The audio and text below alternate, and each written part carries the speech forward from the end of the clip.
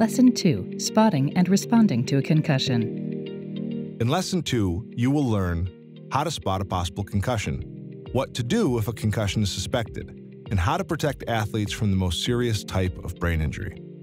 Athletic trainers, team physicians, and other healthcare providers are not always available when an injury occurs.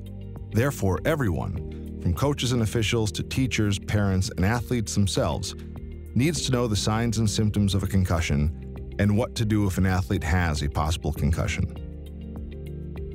Signs are the behaviors and actions we see an injured athlete do. Symptoms are what the injured athlete feels or experiences. So what should you do if you notice signs of concussion after one of your athletes has a bump, blow, or jolt to the head or body? You should assess them for a possible concussion. This means following the steps in the CDC Heads Up Concussion Action Plan. These steps include: first, removing the athlete from play. When in doubt, sit them out. Second, inform the athlete's parents about the possible concussion. You can also give them the heads-up fact sheet for parents. This fact sheet can help parents watch the athlete for concussion signs or symptoms that may show up or get worse once the athlete is at home or returns to school.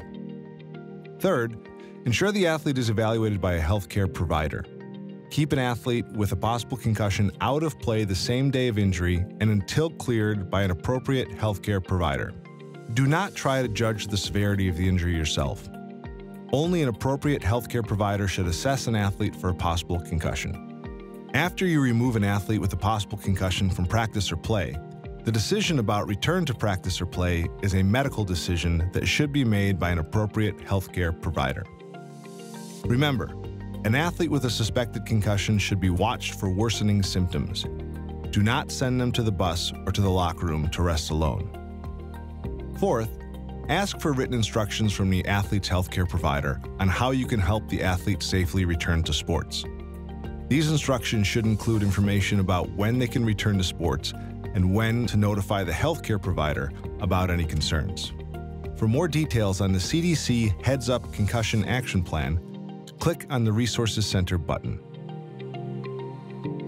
Please click the Continue button to proceed, located at the bottom right corner indicated by the green arrow.